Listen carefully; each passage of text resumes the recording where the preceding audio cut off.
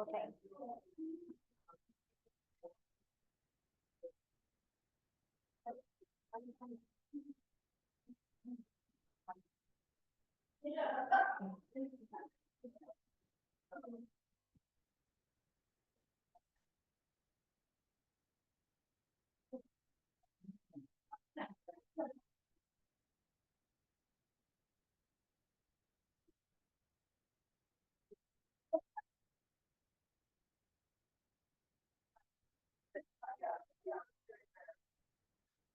Oh.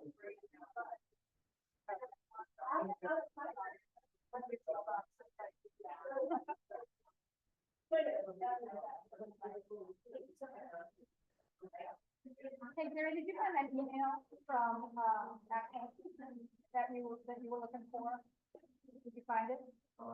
Okay, I'll forward it to you. Sorry I didn't do that. That was sitting there right there, you know? All right, thanks everybody for your patience. We're gonna check in with our, esteemed city reporter to make sure. we're good to go. We had a little extra setup to do.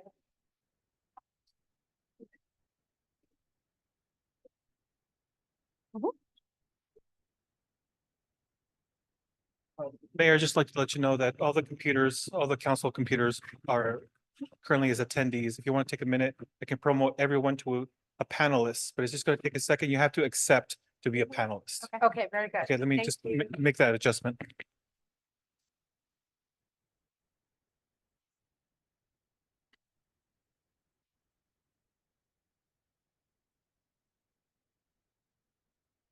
So are we gonna do this individually and just wait for our prompt? Okay, thank you.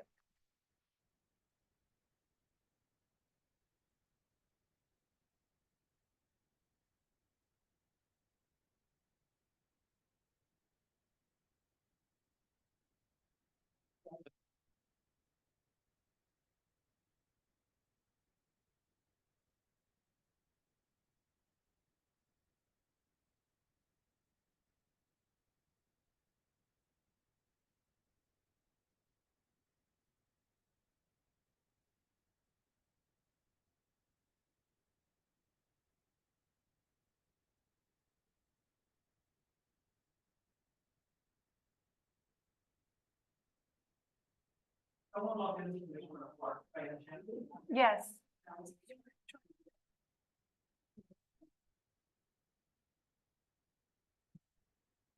Hector, it's asking me if I should unmute or stay muted.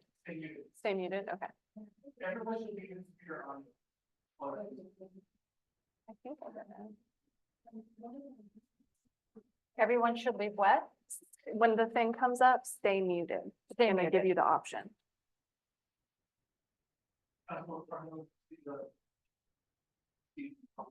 I saw it, but then it went away. Sorry. Okay. Got it.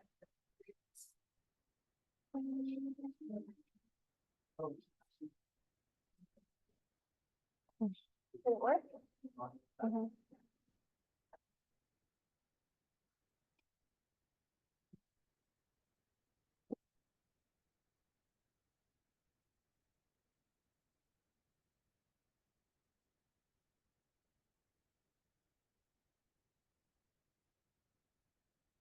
Oh, is that me, Chair Riley?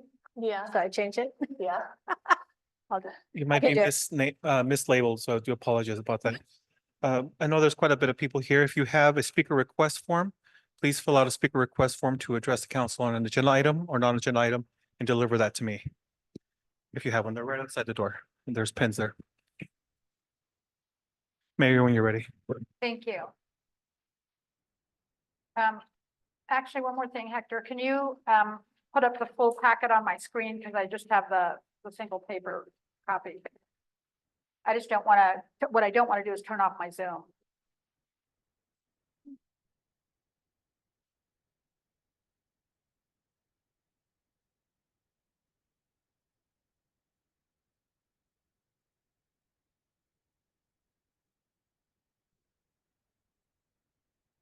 Do that with such ease.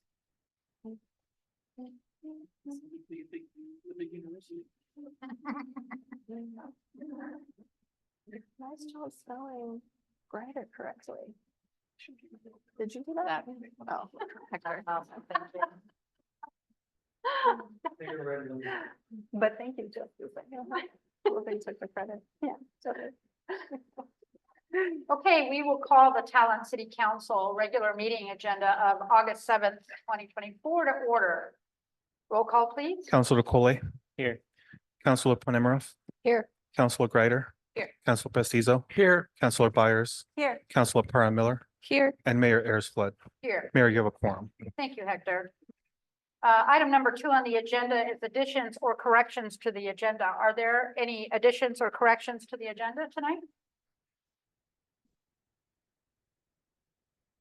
Thank you. Hearing none, we'll move to item number 3 on the agenda, which is community announcements. Staff? Thank you, Mayor. Just a few announcements for this evening. The Harvest Festival preparation is well underway.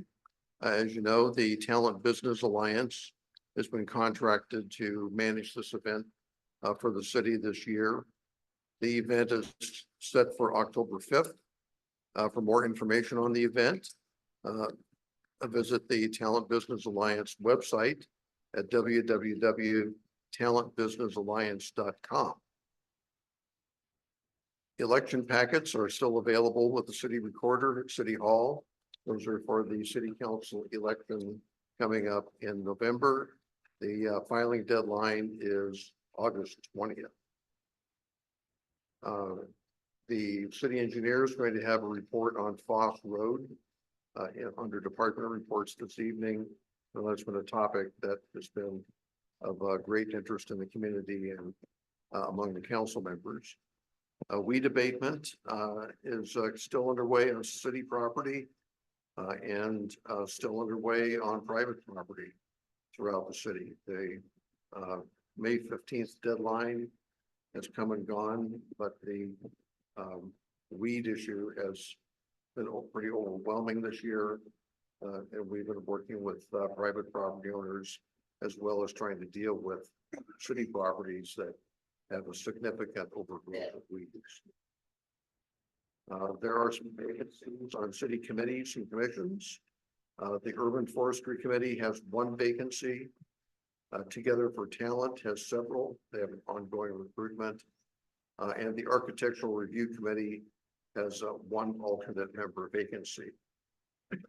For information about those vacancies and how to apply, contact the city recorder at City Hall. City offices will be closed on September 2nd in observance of Labor Day. We also wanted to note that fire danger is listed as extreme on lands protected by the Oregon Department of Forestry.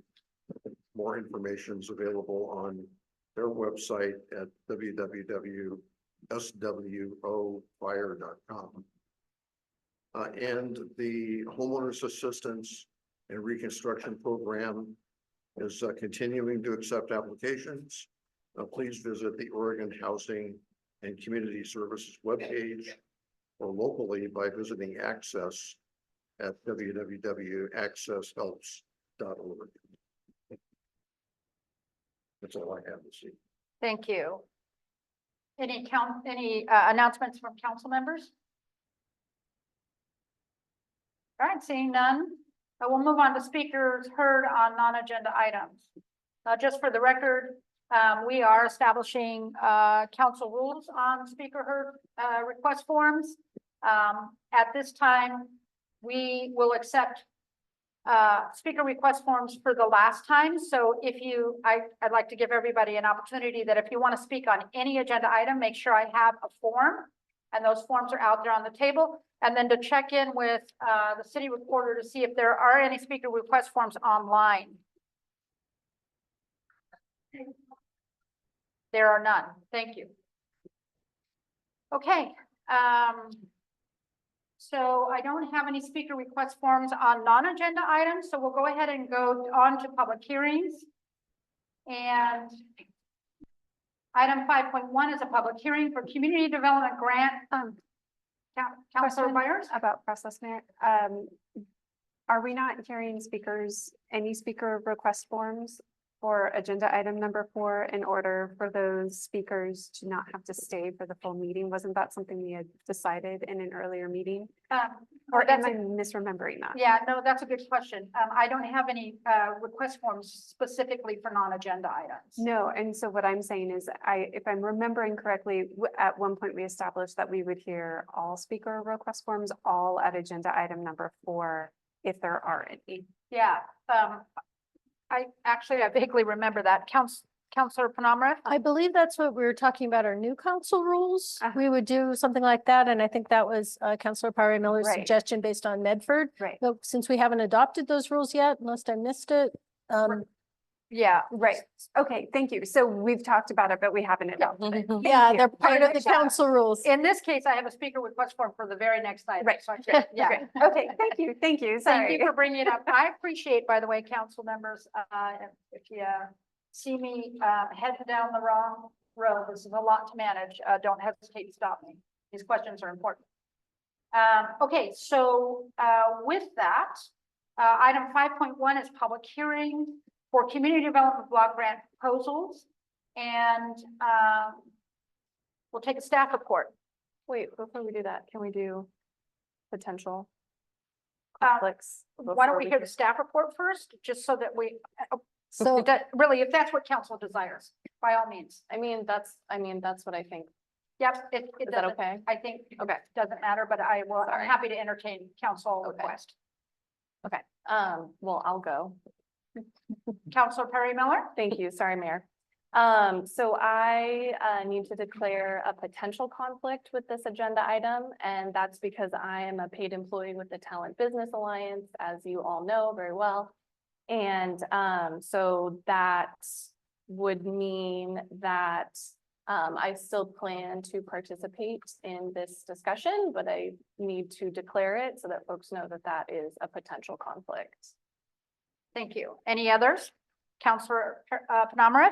yeah, I don't have a conflict of interest. I do serve as a volunteer member of the board of the Talent Business Alliance and also volunteer with other organizations. But as we know from our training, government in these types of forums, volunteer, being a board member does not mean we have a conflict of interest, either actual or potential. But I Thank just wanted to say that for educational purposes. Very good. Anybody else? Counselor Greider? So I also have a potential conflict of interest with this agenda item. I am a paid employee of the Rogue Action Center, which is a nonprofit that does work here in Talent and has been involved in some of these initial conversations. Anybody else? Well, I will declare my potential conflict of interest. I also work for a nonprofit. This is what happens when so many of us work for nonprofits. I work for a nonprofit called Micro Enterprise Services of Oregon. And certainly, if that organization met any criteria that we were to adopt in the future, and they chose to apply, which there's no indication that's the case, but it's a potential. And if that were the case, I would have, it is for that reason I'm declaring a potential conflict of interest. But I know that I can make a objective deliberation on this, and so for that reason, I'll be participating in the discussion. Anybody else? All right, staff report. Good evening. This is a public hearing on possible projects for submission under the Community Development Block Grant Program. The city is considering submission of a grant application through the Community Development Block Grant Program to fund a public facility to house community services such as the Access Food Pantry and other services provided by non-governmental agencies. PDBG is a program of the U.S. Department of Housing and Urban Development, through which money is provided through a competitive grant process to fund facilities and services for low to moderate income persons. Eligible projects and services include housing, infrastructure, public facilities, and community services, economic development planning, downtown revitalization, planning grants, and public services such as childcare facilities. A complete description of the program and eligible activities is available for review at the front counter at Talent City Hall during normal city business hours. It is also available through the Business Oregon website at www.big.oregon.gov. Small cities like Talent typically use CDBG funding for infrastructure improvements or public facilities. In the past, small cities I've worked with have used funding to provide facilities for community food banks and senior centers, to replace water and sewer pipes, and for small housing rehabilitation grants in conjunction with the code enforcement program. HUD recently adjusted its family income information from the 2016-2020 American Community Survey and found that the entire Talent community is now in the classification of low and moderate income, which brings CDBG eligibility to projects in the city regardless of their location. The city is already receiving CDBG funding through the special CDBG Planning, Infrastructure, and Economic Revitalization Program. This funding will be used to redevelop the Gateway site, make roadway and sidewalk improvements along Gagnes Drive, and construct an extension of Wagner Road to connect with the traffic circle. The city has received CDBG funding in the past to assist with the construction of this facility, where we're meeting tonight. City staff has identified as a possible project the acquisition of property at 49 Talent Avenue for use as a community resource center. A resource center could house community services such as the Access Food Pantry and provide office space for other non-governmental organizations providing services in Talent, such as the Rogue Action Center. The city would work with the NGOs to generate sufficient revenue through rent to pay for the operation and maintenance cost of the building. The existing building, a former medical office, is approximately 4,000 square feet in size. An initial review by an architect indicates that the interior space configuration could be modified to accommodate the needs of various NGOs, including a multi-purpose room that could accommodate the pantry. The three existing back offices total just over 700 square feet, and access reports about 800 square feet is needed to accommodate the pantry. This space could be reconfigured and could serve the pantry and as a multi-purpose space, possibly divided into smaller meeting areas with room dividers. The building is appraised at $1,350,000 and is currently owned by Asante.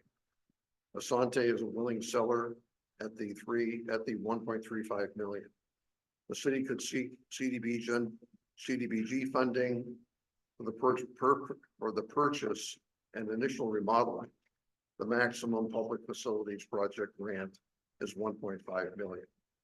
The current owner has shared monthly operation and maintenance actual costs for the past 2 years and ranges between $5,000 and $8,000 per month. However, those costs are based upon a more intensive medical use.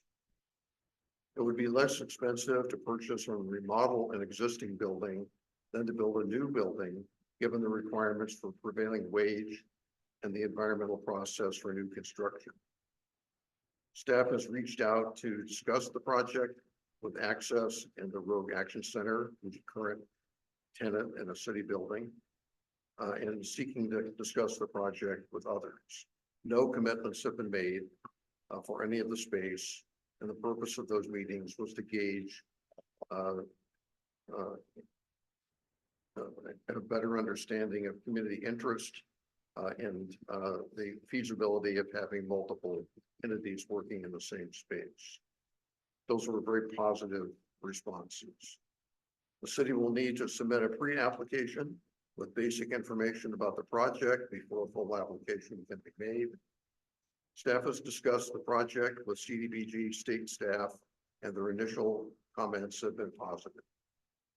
September will be the first, but not the last, opportunity for the city to apply for CDBG funding projects that have community-wide benefit. This federal funding program is administered by the state of Oregon, and there are typically 2 application periods annually, depending upon the amount of funding available and how many applications are received. About $12 million is available this year statewide. So we have before you tonight, first a public hearing to hear from folks about the proposed project or to present any other projects that might be of interest to folks in the community. I have 3 emails that we've received requesting that they be noted in the public record. So when you open the public hearing there, I'd like to note each of those emails that were received for public comment. As we progress along with this project, and we're moving rather quickly to try to meet deadlines, the city is just newly eligible for this program, and the deadline for applications is coming up rather quickly. Often CDBG applications are prepared many months in advance. We don't have the luxury of that schedule in this round. So as we move along and see how the project application goes, we'll then work on establishing a criteria for determining the eligibility for entities that may wish to use the location, do some solicitation process, and have the council approve the criteria for tenants who would be eligible to have a space in the building.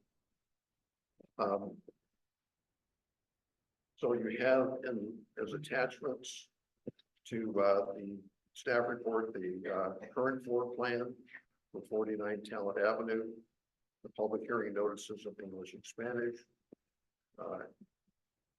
Those hearing notices are in the prescribed format by HUD, and they have been distributed and posted in the manner in which HUD requires. So we're ready for the public hearing, end of the public hearing.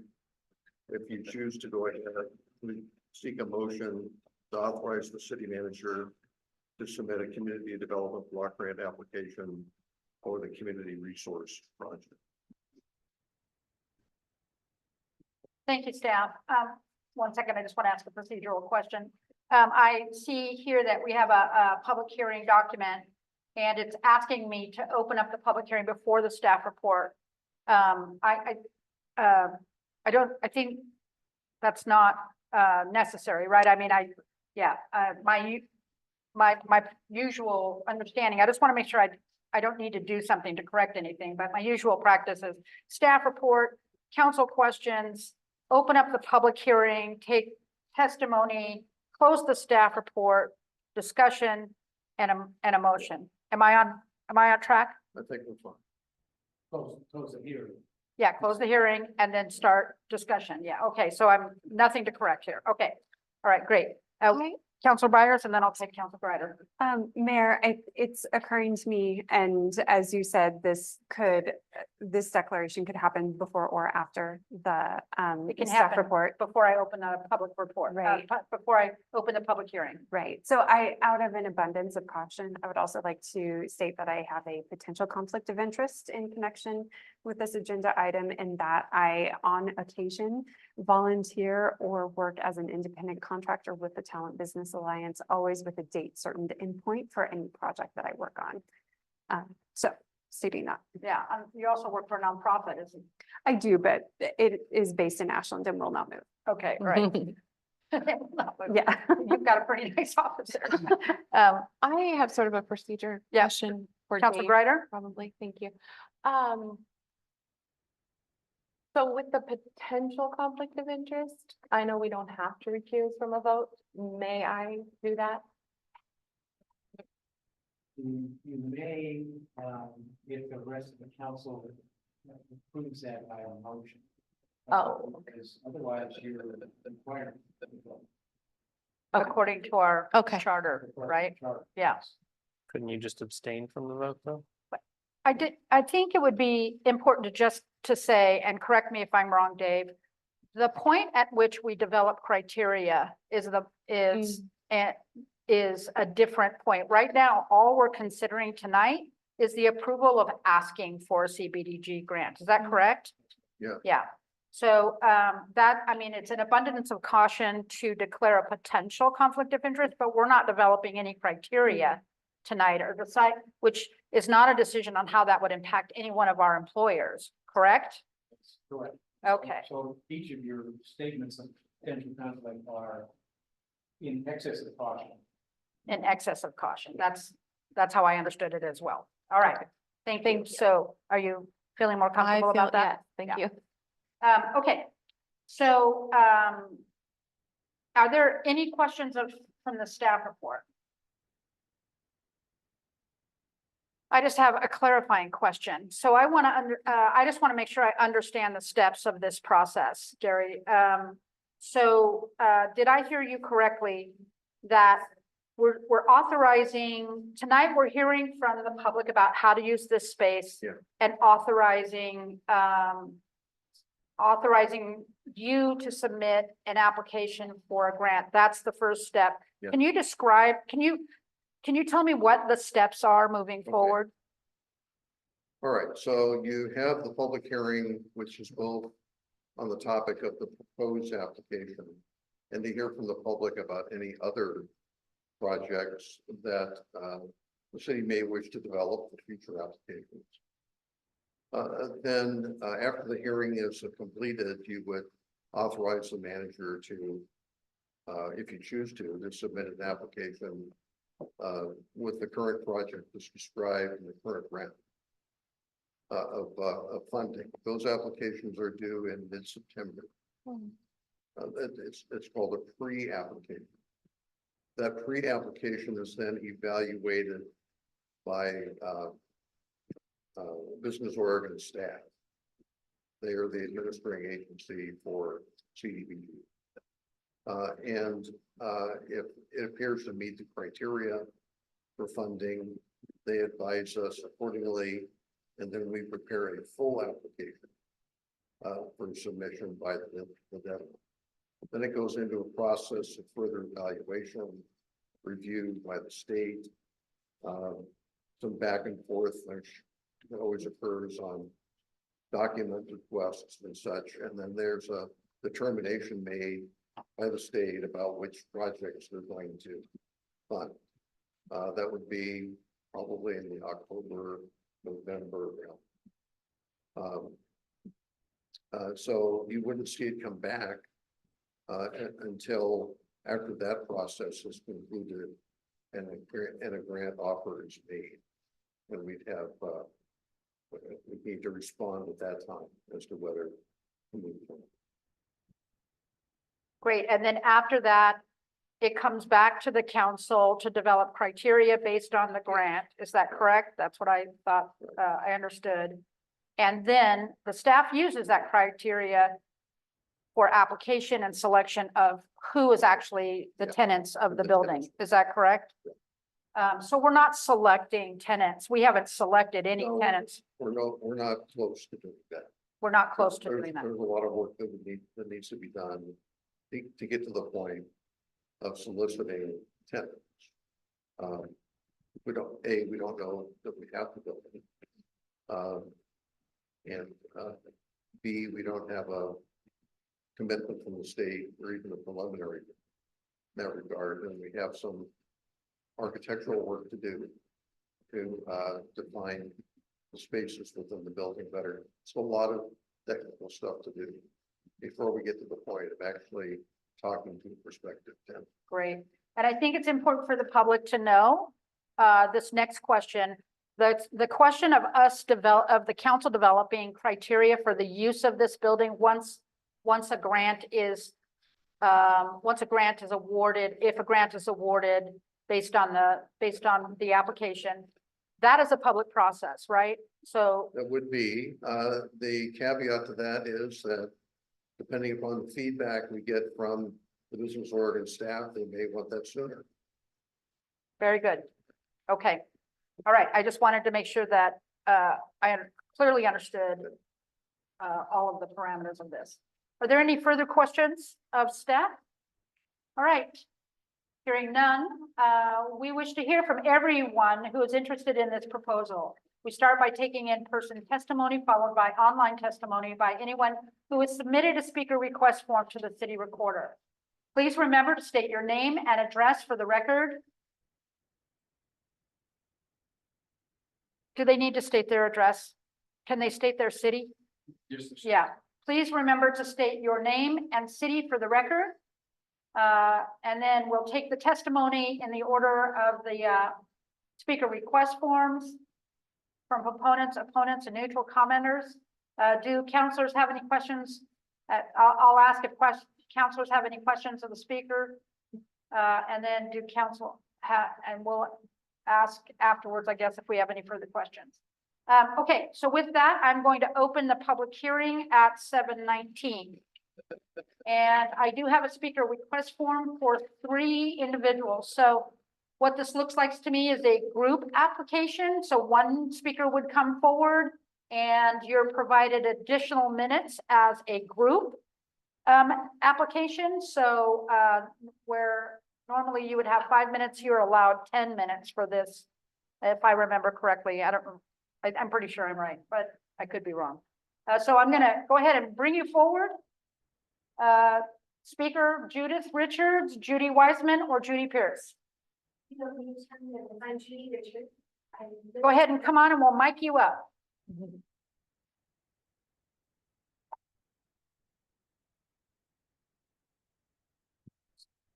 Oh, thank you. Thank you. Judy Richards, Talent.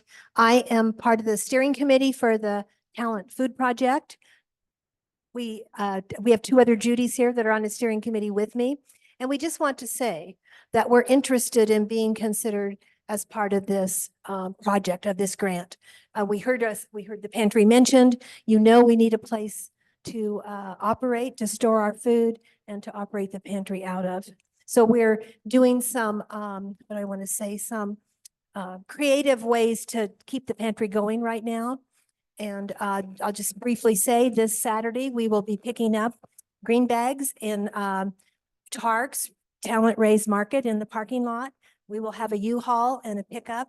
Some food will go to Ashland this time and some will go to Phoenix. They have both approached us to say they would take our food at this point. Some talent people who are recipients do go there already. So we're not going to do that every time, but that's what we're doing in August.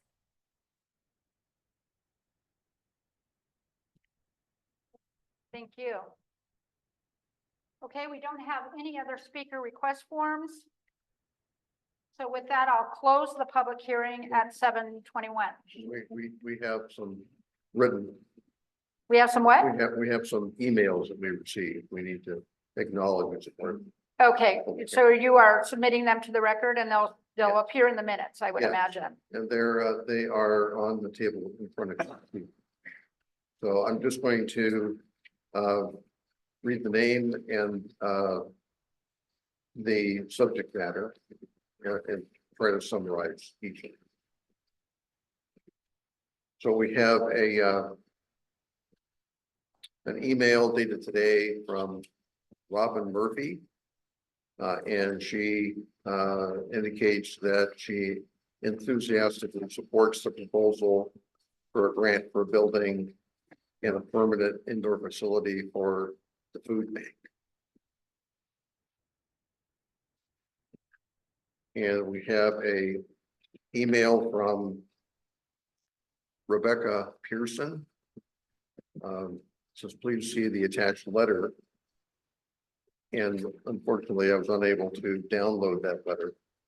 But I believe it was in support of the proposal. And then we have a email from Clarky Clark, who supports the proposal for a permanent place for the food pantry, and expresses concern about other nonprofits using the building.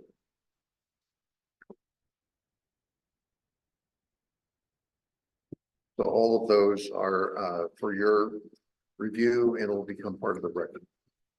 And I apologize for not being able to download Ms. Pearson's letter, just our email system was being difficult to see. But we'll see it in the minutes. Pardon? We'll see it in the minutes. Yes. It'll be part of the public record. All of these will be part of the public record. Okay, that's for the record. I've already closed the public meeting, so this is the point at which council can discuss this. I have an additional question for you, Gary, if I may. Again, we're not selecting applicants. We're not even creating criteria for the staff to select Right. applicants, which is presumably how that will go. So do you want to hear, we're hearing from our community that they want to see a food bank. I think that is clear on the record. And then based on some of the testimony online, I'm seeing that concerns about making sure that nonprofits are those who directly serve lower income residents. Yeah. Is there any part of this, because I know you're going to write a grant, is there any part of this where you want us to list potential, like a food bank, you know, these are the services, is that what you're looking for in this testimony, or are you just looking for I'm not sure what, Yeah, we will be discussing with the state in the grant process the types of uses that would be located in the building. We'll be discussing with them specific entities. I was happy to hear tonight that there's another party in town providing services that would be interested in partnering up on the building, and we'll follow up with them and the others that come forward. so you don't need to hear from the council types of uses. That'll be sorted out when That'll be you later. work with the state about allowed uses, correct? Okay, What- that helps me a lot Exactly. in this discussion. Council Greider? Is there a plan or time to get more word out for organizations to come forward and? Well, I think it's a good time now to let organizations know that this is a potential project. It's a little premature because we don't have any assurance or even an early indication as to whether the project would actually. But if there are organizations who are interested, sure, I'd be happy to hear from them. But we can't make any commitments to them. I fear that, unless you follow council business, you may not be aware that this is out there. Yeah, Um, I'd be, being new to the community, I'd love to hear about any organizations who we could engage. and you would be willing to reach out We're willing to do that. to them. And I would imagine, just to follow up to her question, I would imagine that at the point that we've written criteria and you're starting the selection process, you would open that up for application. Is that right? Yeah. Yeah. Right. So everybody would have a fair chance to meet the criteria that's been Exactly. established by the state and adopted as policy. Is that correct? Okay. Counselor Byers? Then to Councilor Greider's point, and perhaps I am wondering if at this point it might be even more supportive to hear from organizations that serve the community just about the types of services Yeah. that are needed and desired by the community, as opposed to whether that organization themselves would be interested in Yes. participating. Yeah, both would be helpful. Okay. Yeah. Great. So with hearing that conversation, I will be looking forward to seeing, what kind of outreach the city is going to do. And yeah, all right, that's awesome. All right, any other discussion? Counselor Panamara? So we're used to the process where when we get, when people speak before us, we don't respond. In this case of the public hearing, is it appropriate for council members to address some of the testimony that we have received in written form? Or not? So, I'm sorry, I missed. Yeah, I'm just wondering, I'm reviewing in reviewing some of the written testimony, is it appropriate for this council to deliberate on some of that testimony or not? There's testimony that is problematic. And I'm wondering if I think it's it's appropriate. appropriate for you to take the testimony, Yes, and make it a part of the record.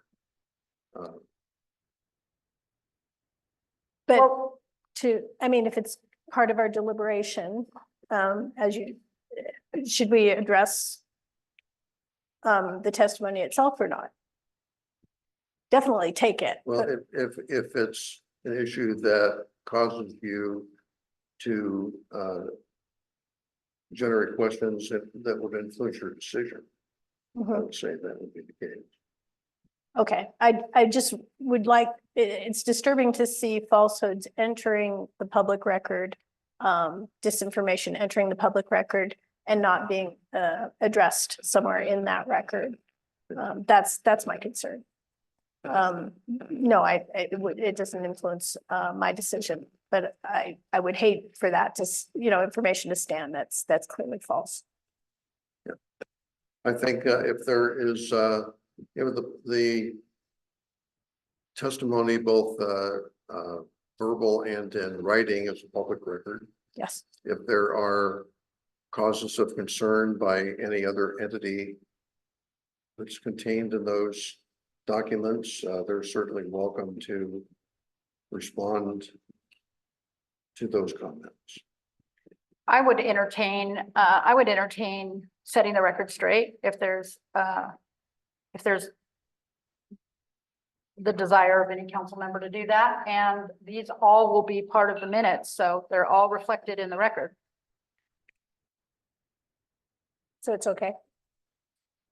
Counselor Panamara? Yeah, I'd just like to state that the email testimony from Ms. Clark, the Phoenix resident, makes some statements about the Rogue Action Center having to do with LNG pipeline. I think the writer is confusing Rogue Action Center with Rogue Climate. And even then, the statement is incorrect. They're an environmental group that did oppose the pipeline, but that was the environmental issue. And then there's statements about changing the mission statement, statements about having offices in Coos Bay. Again, that's confusion with Rogue Climate, I think. And just basically statements about changing the mission statement and what the mission actually is. I think that the organization should speak for itself in terms of what its mission is. So I just wanted to call that out. And on that note, I would also like to state that in this testimony, it says that however, the already arranged selection of Rogue Action Center and perhaps other nonprofits not directly involved in services to a company in the spaces does not fit with the qualifying factors of the grant. We don't know what the qualifying factors of the grant. Nobody's been selected. To be fair, I do want to say that this is early in the process and it can be very confusing and people can be misinformed by some of that confusion. So there's certainly some latitude. I don't think there was, I'm not prepared to think that there was anything maligned about that. It's just that we need to make sure that when we have information flowing through the community about an opportunity as great as this, that it isn't encumbered by misinformation and discourse, unnecessary and really angry discourse at times. So I think it's important to set the record straight on that as well. There haven't been no selections. We haven't even developed criteria yet. So I appreciate you opening that subject. Are there any other comments or questions or deliberation before I entertain a motion? All right, hearing none, I'll entertain a motion. Counselor Byers? I move to authorize the city manager to submit a community development block grant application for a community resource center project. Second. We have a motion and a second to authorize the city manager to submit a community development block grant application for a community resource center project. Is there any further discussion? Counselor Perry Miller? Just that I'm so excited that this really, really fabulous project came to your brain, Gary, and that you've done so much work to reach out to the community and get feedback. And this is very exciting. So Counselor Byers? It's a bit of a second to what Councilor Perry Miller said. I am so thankful that you took a challenge in what happened at our town hall and turned it into a real opportunity and an even bigger way to serve the community. Thank you. Well, thank you. I just want to add, I just want to add that it's that what I saw was an indication of your years of experience in this work. Seeing a solution that worked really well in another community and bringing it to the table for discussion immediately after other organizations were displaced from town hall. I'm thrilled with your experience, and talent is benefiting as a result. I appreciate that. We have a lot of work to do. Gotta get the jet started up tomorrow to meet the deadline. And, it's interesting, the application process. I'm not actually able to get into the pre-application until I show them evidence that you had a public hearing. Great, looks like we're on track. Any further deliberation? All right, Councilor Penamara? No, I'll just say, I want to echo all the gratitude and say, we are always ready for a special meeting for something like this. Yeah. So thank you. Counselor Byers? Mayor, is it appropriate to make a comment as opposed to a moment of deliberation? I'll entertain a comment. Okay, I would just urge that local organizations that serve the community of talent, especially our community members who are in need of more or richer support than others, to come forward with letters of support or commentary to help Gary in his application process. That'd be great. Thank you. Well done. Any further discussion? Hearing none, roll call, please. Yes. Counselor Panemarov, Yes. Counselor Greider, yes. Counselor Pestizo, Yes. Counselor Byers, Yes. and Counselor Perry Miller. Yes. Motion carries, Mayor. Thank you so much. And thanks again, Gary. Talent is better with you in it. The next item on the agenda is department report 6.1, staff report. Mayor, Council, we have, our public works director, city engineer here, prepared to give you the staff report. So I'll turn it over to Gavin to go.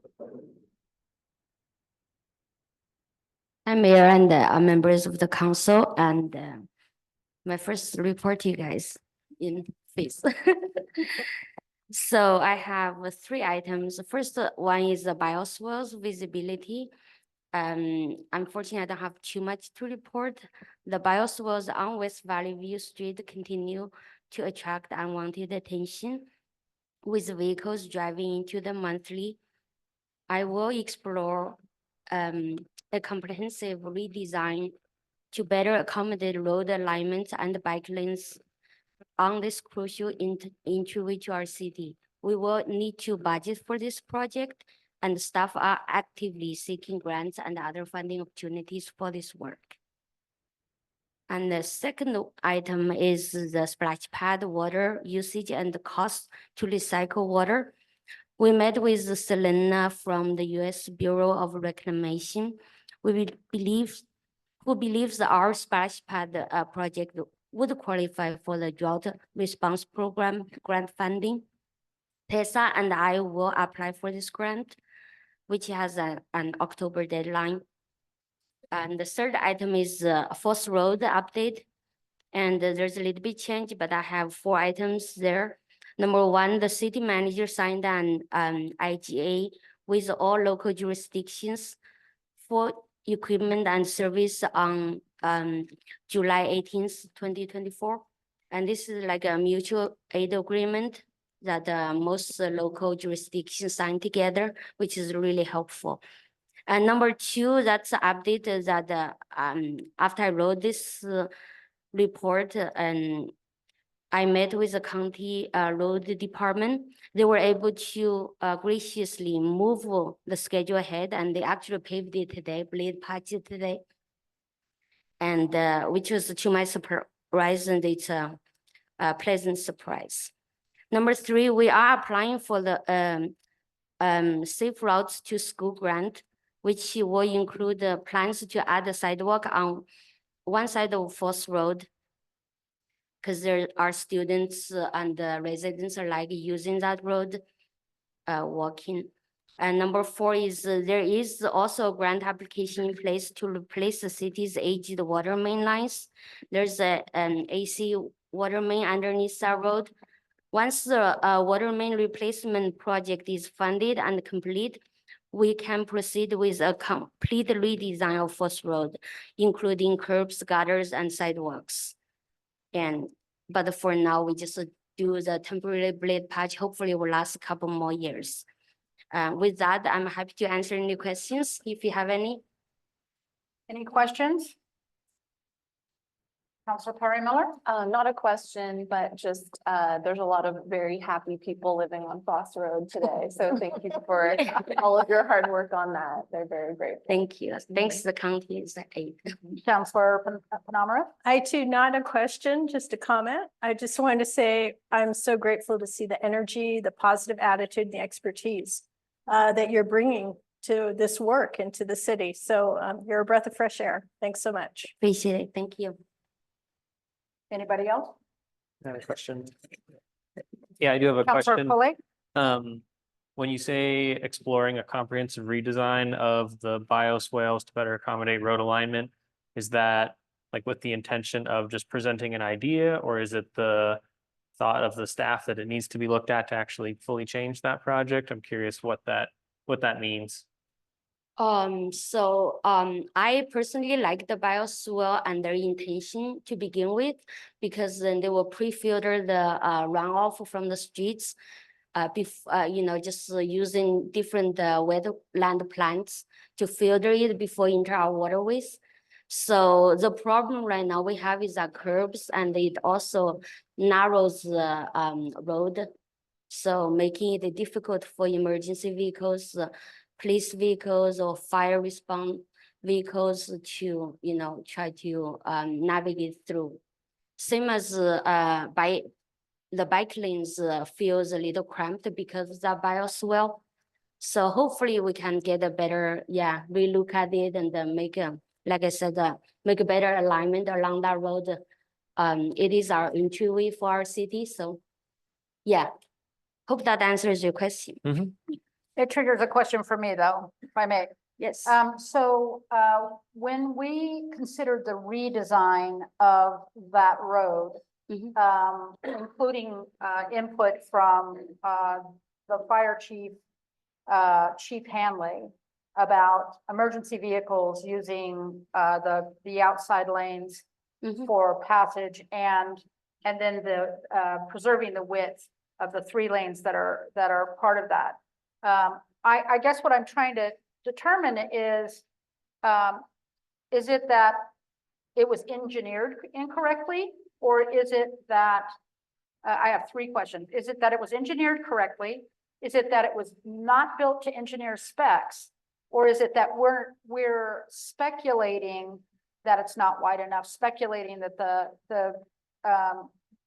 the bike lanes aren't wide enough, and we're double checking that speculation? You got a lot of questions.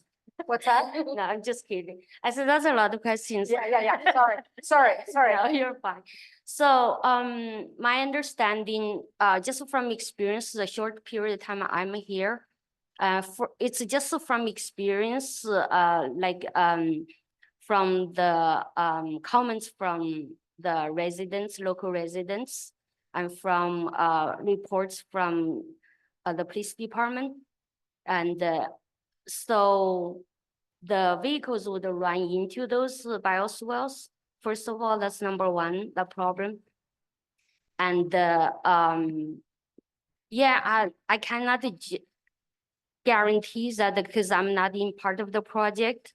That's only I can tell you from, the reports and the observation, the experience from local users. So again, like I'm not part of the design team or something, and I cannot judge if it's exactly designed incorrectly or otherwise, or yeah, but I did notice one part when I was measuring the sidewalk in front of a truck shop. The sidewalk should be at least 5 feet, and there was a little bit short of that in part of the section. So So I just want to clarify because I think there's more that I need to know. And Correct. I want to make sure you know that we asked for this to happen. So we're expecting all of this. I'm just trying to determine exactly where we are in the process. And so I appreciate the work that you've done so far. I think what I'm trying to understand is, we had a redesign that was presented to us. It was done by an engineering company. And I think it determines, like, was it built wrong or was it engineered wrong? That determines, I think, how we move forward. There's no question that if there's something wrong with the design, if it wasn't built correctly or if it was engineered correctly, that we need to fix it. We all asked for that.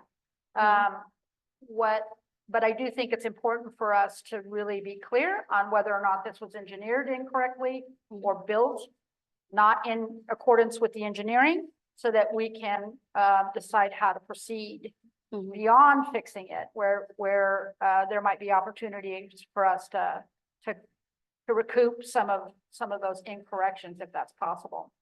yeah, totally understand, Mayor. So like I said, I cannot speak for the design team if it's designed or engineered incorrectly. And to my experience, some design standards could improve as time goes by. You design one thing at that time, maybe it's perfectly correctly or perfectly fine at that time. But as when you with more experience, more users feedbacks, you do find that, oh, maybe it's not very practical. And then that happens all the time, even engineering, and you can improve on it. And now with this bioswales, we can see there is a little bit problem, or at least attention to it. And at this point, I think there is room to improve upon this and to make it better. That's all I can say. Hope that answers your question. I think it does. I guess my final point would be that, we're all responding to resident feedback. That's really, I think, what prompted this discussion, this revisit for this in the first place. Correct. I just want to make sure that, this was redesigned just a few years ago. And I know. I want to make sure that we are responding to the actual problem that we have, and that we're assessing that there is an actual problem in accordance with what the design standards are. That's really what I want to get to. And I'm hearing you say that that's where we're going, but I just want to verify that. Oh yeah, totally understand. Yeah, okay. Any other questions? Councilor Penamara? Yeah, I'll just add one more specific thing. You said that the bike lanes weren't wide, that vehicles couldn't. We were told at the time that an emergency vehicle would be able to pass on the other side of the bioswale where the bike lanes were. So It's probably could pass. I just voiced there is filter narrowed. That's with the curbs and yeah. okay. Public Works uses it. Yeah, they use the lane to go up and down. So it is passable. I mean, they do use it. Yeah. Okay. Councilor, Steve? Well, my remembrance is that it was designed so that the fire truck and whatnot could actually go up onto the curb. So the distance between the curbs is what it is with the understanding that they rounded the curve so that they could go up it. And that's really, I think, what made everyone comfortable with them. The fire chief said, oh, yeah, that can happen. Yeah, and then they would have exclusive lanes as Yeah. a result. Okay. No, that's, I mean, we can discuss that when the time comes, when it's just my observation right now. It's just obvious there's problems. There is vehicles running into them. And then, yeah, it's the weeds growing in them and it's not super attractive as what they intended to do. We actually have to irrigate those bioswales using our chlorinated water instead we just, just recycle, absorb the runoffs and try to clean it and filter it. So that's just. I want to make sure that you're referred to the record on this too, Goying, that Yes. I don't know where it says, but the irrigation was only supposed to be there for a year. And it was temporary until the native plant, and I think it was a year. I mean, what I know is that it was temporary. Please don't hold my feet to the fire on the time frame. But that the native plants would take over, hold, and so if I'm hearing you correctly, I mean, I think again, initially what prompted us to bring this back was, the safety issues and are we addressing the visibility of them in a way that will prevent cars from going in them. So that's going to be part of the assessment as well. Is that correct? Okay. Councilor Collet? Is there any information from, I would assume it would come from the police department of why cars are ending up in the bioswales? Do you think the police department is, with respect, I mean, I feel like an engineer might have, more information. I'm just asking any information. I was just Yeah, thinking yeah. like if police are responding to a vehicle in the bioswale, I would assume at some point in that conversation, they might try to figure out why there's a car Has there been any that's feedback? driven off the road. I wish I know. Yeah, because to me, like that seems like the biggest issue is that there's cars running into these things. Why is that happening? What can we do to mitigate it? Do we need to redesign the whole thing? Do we need to do something else? That's kind of where I'm going to. Yeah. Well, I guess what I really want to make sure that we see design standards and make sure that, that whatever corrections we make, we're making it based on that and it's challenging situation for sure. All right. Are there any other questions or comments? All right. Thank you so much. Going great report. Appreciate it. Thank you. Any other further reports from staff? Okay. So with that, we'll go to item number 7, which is the consent calendar, which is minutes from study sessions. Is there any item that the council would like to pull out for discussion? All right, seeing none. Are there any questions or comments or corrections to the minutes? Councilor Perry Miller? I did send a couple of edits to Hector this afternoon, but it was pretty close to the meeting and the edits were scrivener's errors and not super substantive. So I would support moving along with these if you. The changes have been made Oh, great. to the minutes, so thank you, Councilor Paramilla, for letting us know. Thank you. Great. All right, with that, then I'll entertain a motion. Councilor Byer? Calendar. Second. We have a motion and a second to approve the consent calendar. Is there any discussion? Do you want me to wait on the vote? Hector? Okay, I'm happy to do that.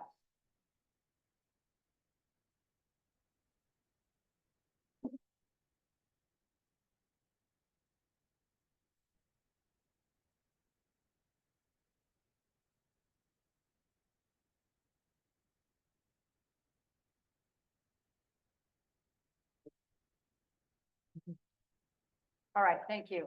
So we have a motion and a second to approve the consent calendar, motioned by Councilor Byers and seconded by Council Perry Miller. Is there any further discussion? Hearing none, all those in favor, please say aye. Aye. Any opposed? Motion carries. I want to apologize. I usually recognize when dignitaries are in the room. I want to thank, Commissioner Dotterer for your representation and liaison to talent. Thanks for coming. All right, the next item on the agenda is unfinished business 8.1, consideration of the vehicle replacement plan. Staff?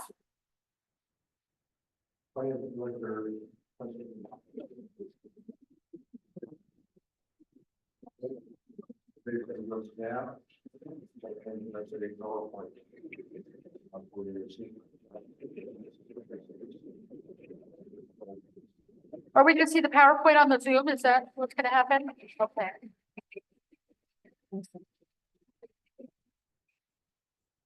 Is it down here? Right here. Okay, got it. Thank you. Ready? Yep. Good evening. My name is Tessa DeLine, and I'm here to present the City of Talent Fleet Report.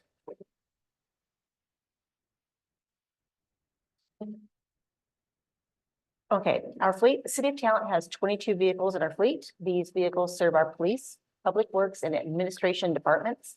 Having a well-maintained fleet is essential to ensuring the health and safety of our employees, our residents, and as well as the efficient operation of the City of Talent. Fleet overview. The average age of a vehicle in our fleet is 12 years old. The oldest vehicle in Talent's fleet is 24 years old. Average mileage is about 89,000 miles. The truck and public works department has over 213,000 miles on its odometer. We have high annual maintenance costs. Costly repairs are made even worse by supply chain issues and long lead times. Used or donated vehicles. 6 of the City of Talent's vehicles have been donated used by other municipalities who have found that it was not in their best interest to retain vehicles due to high mileage or increased repair costs. 3 vehicles were purchased used. I would like to point out, these vehicles were actually sought after by staff. They've reached out to other municipalities for those donations. And most of our fleet here in Talent have low resale value due to high mileage, high amount of wear and tear, and numerous cosmetic issues, both in the interior and the exterior of the vehicles. We've had a fleet policy for the past almost 2 years now. The last time it was updated was in January of this year. And the fleet data in the policy and the policy itself should be looked at and reviewed prior to the formulation of the annual budget. What the replacement policy measures is vehicle age, vehicle mileage, annual maintenance costs, the use of the vehicle, fuel type, and resale value. How we score it is 1 to 15 points off. There's no need for immediate replacement for the vehicle. If a vehicle receives between 16 and 21 points, we prepare for the replacement in 3 to 5 years. And 22 to 27 points, that vehicle should be replaced now. Higher the score, the more urgent the replacement. This graph shows since 2000, this graph's a couple months old because it doesn't include the new Ford F-450 that we have down at Public Works. The types of purchases or donations over the past 24 years. You can see on this graph, we're not, how would I put it? We need to be replacing vehicles on a constant basis, so you don't have this issue where you have to replace vehicles all at once. And we want to get into that plan of replacing vehicles on a schedule. Starting in 2027, 2028 fiscal year, it will be recommended that 2 vehicles would be replaced each year. In the 24, 25, 25, 26, and 26, 27, we're recommending 3 replacements. Vehicle scoring as outlined in the policy will be used, you can barely see what this says. As a guide, management will decide which vehicles will need to be replaced. Purchases will be financed either through a lease or loan to impact the cash flow on the city of Talent. Grants for vehicle replacements will be sought. We'll be actively looking for grants to help replace our vehicles. And purchases for new vehicles will be encouraged due to less expensive financing. I can't see if I need it. Council Penamara? Tessa, I just wanted to know, would you like questions as you go or at the end? That's a good question. You can hit me at any time. You have a question? I Councilor Penamara? do. It's about, and I'm pulling up my phone to find the comprehensive plan.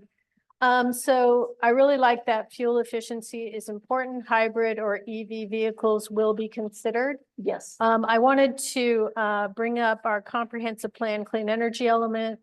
Policy number 5 has to do with transportation. We have an objective and an implementation strategy that aligns really nicely with this.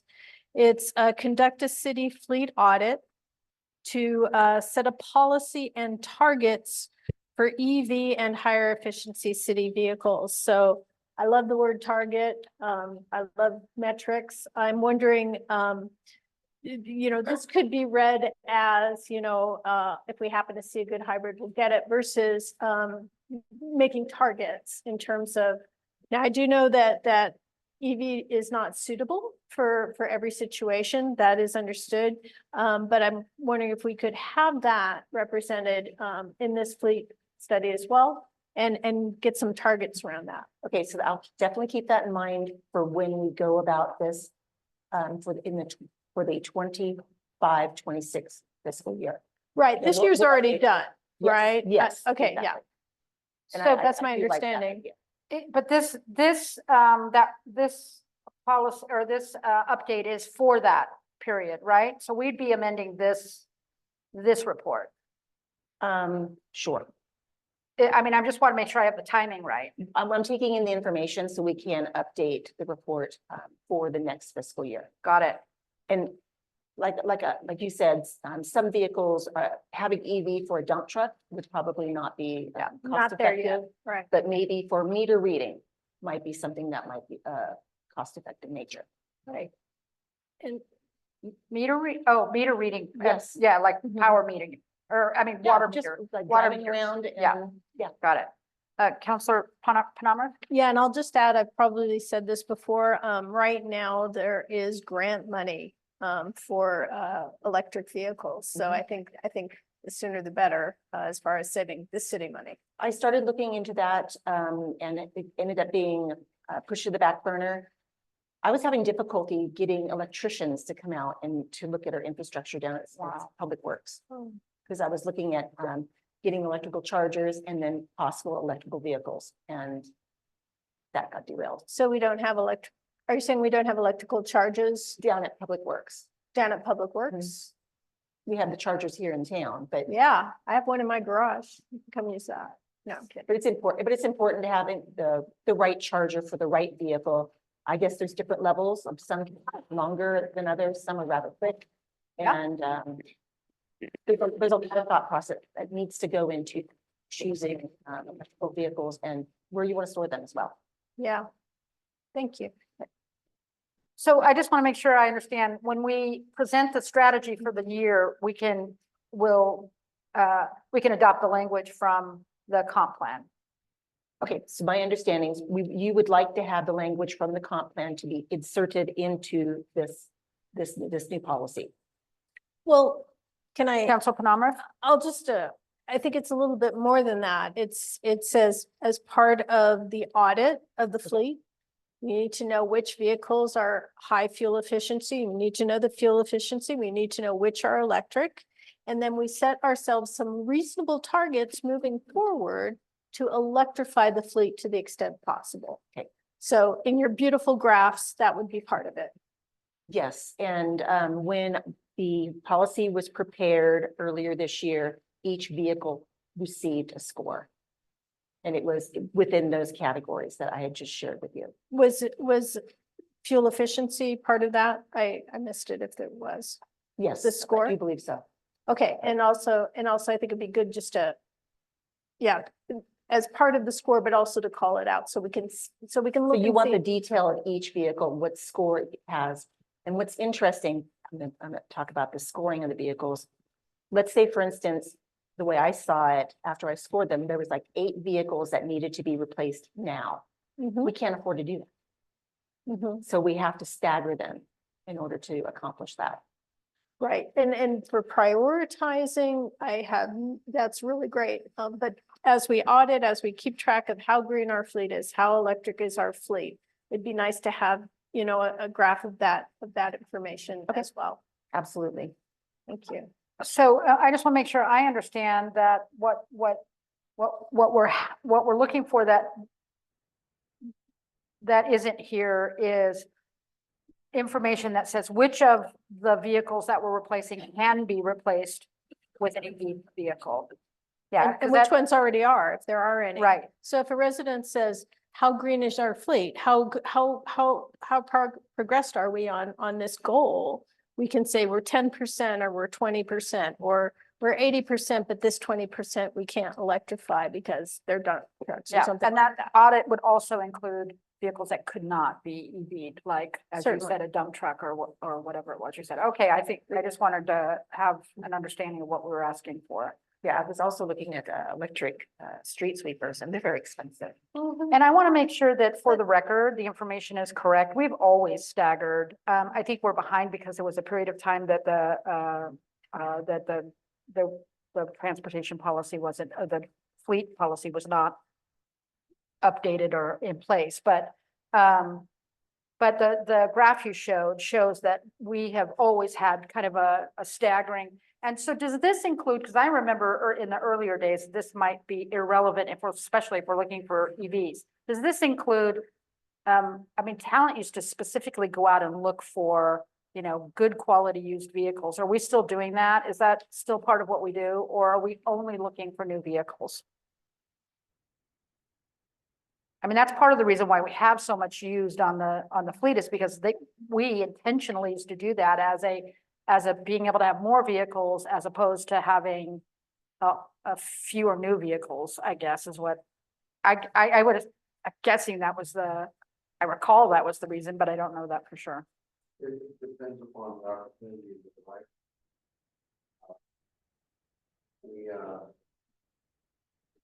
The opportunities for being good used vehicles. It's becoming more difficult, right? Because of supply chain. That's right. I remember hearing that. But we're still open to that, right? Is that what I'm hearing?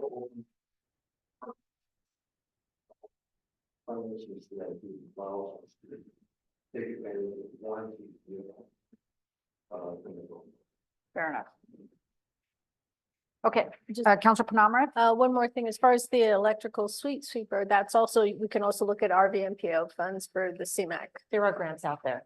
Yeah. EQ grants and such. But these are funds that can be allocated regional, from our region that are sitting there, that could go to Talent for something like that I can ask for, or that the city can ask for. So. Okay. Thank you. Next slide is fiscal impact. Vehicle replacements and purchases for the fiscal year 2024-25 have been planned and budgeted for. These purchases will be financed and not cash purchased. Vehicle replacements for the 25-26 fiscal year have been identified, but will solidify only after updating the fleet replacement policy and after having a firm understanding of the City of Talent's financial situation. Councilor Penamara? Clarifying question, financed as in we take out a loan, or financed as in we lease? the Either vehicle? one. Okay. We'll look at both of them. Great, thank you. I do believe our Ford Explorer hybrid that Chief Smith drives was on the lease program. And this slide shows a tentative fleet replacement schedule. What's really important about this is that this can change at any time. You could have a vehicle that's slated for replacement, let's say in 2030, 2031, gets in a bad wreck and it's totaled. And this will all be moved around. This is tentative, this is how we want to think, is try to get as many vehicles replaced right now, get 3 in the 24-25, 3 in 25-26. Hopefully we can do that. And 26-27, and then after that, go on purchase 2 vehicles each year. And it also depends, let's say, for instance, we do have to replace the dump truck sooner than later. That might cause us not to be able to make any other purchases in that fiscal year. So this thing is moving, it's a moving target, but it gives you an idea as to our thought process on how to replace these vehicles. And so the next couple of slides, I'm going to be sharing with you details on each one of our vehicles. And I'm going to start with the oldest and go to the newest. Our oldest vehicle in the fleet is our 2000 Ford F-250, so sanding truck. It's 24 years old and it's got 213,000 miles on it. This was donated by Avista. It needs front end work. The air conditioning is not working. There's no emergency radio. It's hard to start. It has transmission problems and it shuts off when it's idling. Like I said, it's a sanding truck used in the wintertime for the roads, but also it's being used by temp employees down at Public Works for any of the work that they're doing in weeding along Talon Avenue or along Main Street. The next vehicle in our fleet is for Public Works is a 2004 Chevy Silverado. It's 20 years old. It's got 78,000 miles on it. The front end needs work. It needs new seats, it needs a new steering wheel. The bed is rusting, it needs emergency lights and a new tailgate. The fuel pump is out and it simply will not start. It's estimated to be replaced in the 27-28 fiscal year. Public Works has a 2000 Ford F-550 dump truck. It's 20 years old. It's got relatively low mileage, like 27,000 miles on it. It was purchased new. The hydraulic pump needs to be replaced. Tailgate malfunctions. When you use a dump truck, you like to bring the back of the bed up so they can pour gravel and go along. It's not able to do that. It needs new brakes on the front. It needs an emergency light bar. It's estimated to be replaced in 2030, 2031 fiscal year. New dump trucks are well over $100,000. You're probably looking at $150,000 for a dump truck. Councilor Griner? Can I ask a quick question You just bet. before you get further? Yes. I'm curious why the one that won't start, the one before the 2004 Chevy, why that one is to be replaced so far out when Because it's not working at all? It's based upon the scoring that was provided to it when I put the scoring together earlier this year. The fuel pump can be fixed. It's just, this is the current issue that it has with now. So these repairs can be done. Yes, exactly, Okay. exactly. The more, how did I say, severe nature of the equipment or the vehicle, the sooner you want to replace that. Councilor Penamara? Thank you. So thinking about the dump truck, I don't know how often Public Works may need a dump truck, but I imagine that within the fleet, there are some vehicles that aren't used like on a daily basis, which makes me wonder about possibly vehicle sharing with other cities like Phoenix. I think this came up in one of their budget meetings, or Ashland, actually sharing a fleet. And did I read something in your report, Gary, about making arrangements about that? Brought it up.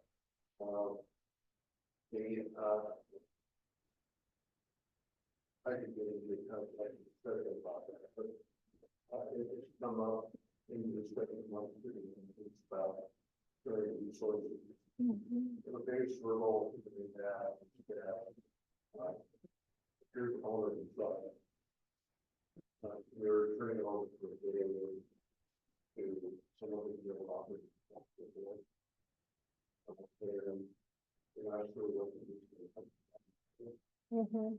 So there are concerns about carol, and I've dealt with that before by some of the vehicle.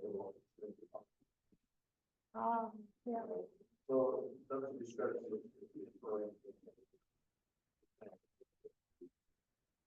I just want to emphasize the point that we're looking at this truck here, it's 20 years old, it has 27,000 miles on it. I don't think I've ever seen that. And then, but I can certainly understand why in a dump truck. And then the previous truck, 20 years old, had on 78,000 miles in it. It does make sense to burn through these miles in a quicker fashion with shared. Yeah, so I hope what we're able to convey to you is that we're also really open to solutions like that. Especially given the expense of a fleet, and being able to, and we have a neighbor that experiences very similar stuff. Councilor Cesar, did you have a comment? Oh, okay. Okay, and the next vehicle is Public Works. We have a 2005 Toyota Tundra. It's 19 years old, has 105,000 miles on it. It was purchased used. It needs repairs to the exhaust system and the heater core leaks. The driver's side window will not roll down. It's estimated to be replaced in the 28-29 fiscal year. We also, Public Works has a 2006 Ford F-350. It's 18 years old, has 62,000 miles on it. It was purchased new. It needs a tow package. The heater core is leaking, possibly needs new front brakes, and the transmission shifts hard in second gear. Fuel economy is extremely poor. And it's estimated to be replaced in the 29-30 fiscal year. Public Works has a 2008 Ford F-350. It's 16 years old. Has 85,000 miles on it. It was purchased new. It burns, from what I gather, it burns a little more than a quart of oil per month. And the power steering is going out. The front end needs repair. It needs a new front seat. Windshield wipers do not work, and it's currently on its third engine. And the third engine is starting to go. So is it $84,000 or 84,000 miles on the third engine? I think it's on the vehicle itself. That's what I'm thinking. So we've had 3 engines in a Yes. vehicle with 85,000 miles on it. Yes. And Interesting. What are they doing? that's my understanding with this vehicle. Okay. It's estimated to be replaced in the 24-25 fiscal year. The police department has a 2009 Dodge Charger. It's 15 years old. It has 131,000 miles on it. It was donated used by the Medford Police Department. It's currently in fair shape with some exterior scratches. What's interesting about, this is what I learned about police vehicles. It's not about the mileage that's on the vehicle. It's the idling hours. And from what I understand, 1 hour of idle time on a police cruiser is equivalent to 25 road miles on a vehicle for police. This vehicle is estimated to be replaced in the 25-26 fiscal year. The police department just received the 2012 Chevy Silverado this last year. It's 12 years old. We have 83,000 miles on it. It was donated, used by the Medford Police Department. It's in fair shape. And what they use it for is for picking up evidence and large items that can't fit in the back of the police cruiser. It's estimated to be replaced in the 28-29 fiscal year. This is a 2013 Ford Explorer. It's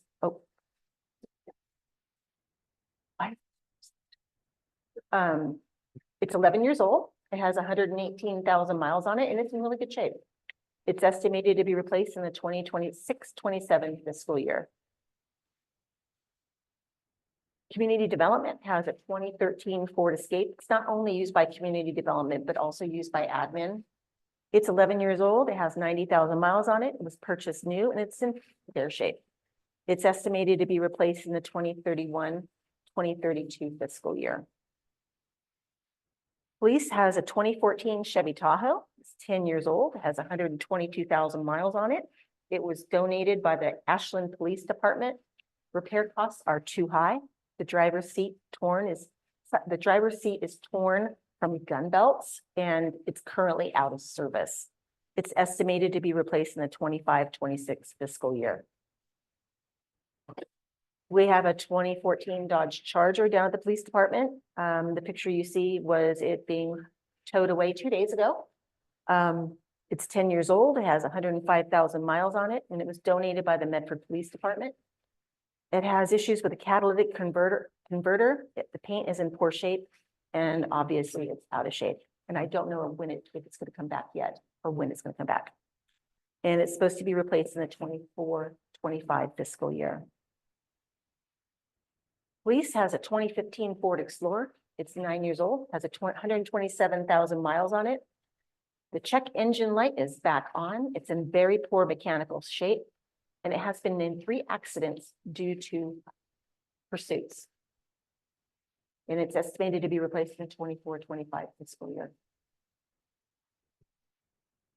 Police has a 2015 Ford Taurus. It's 9 years old. It has 146,000 miles on it. The upholstery is torn. The roof trim is lifting. There's visible scratches and exterior dings. It's estimated to be replaced in the 26-27 fiscal year. Police has a 2016 Ford Explorer. It's 8 years old, has 81,000 miles on it. It's purchased new. Needs minor exterior body work, and it's estimated to be replaced in the 29-30 fiscal year. Public Works has a 2016 Chevy Silverado. It's 8 years old, has 16,000 miles on it.